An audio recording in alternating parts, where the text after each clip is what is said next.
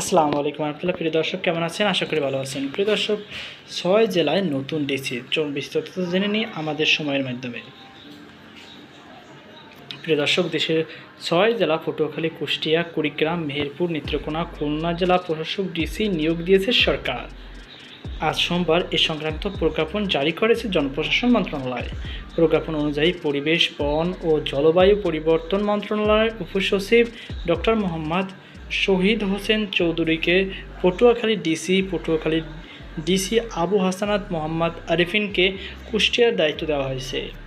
Meherpur DC সিফাত মেহনাজকে কুড়িগ্রাম, স্বরাষ্ট্র মন্ত্রণালয় উপসচিব doctor Mohammad Abdul সালামকে মেহেরপুর ভূমি রেকর্ড ও জরিপ অধিদপ্তরের জেনারেল সেটেলমেন্ট অফিসার উপসচিব মোহাম্মদ আবদুল্লাহ আল মাহমুদ জামানকে নেত্রকোনার ও কুষ্টিয়ার ডিসি মোহাম্মদ তৌফিকুর রহমান খুলনার ডিসি করা হয়েছে।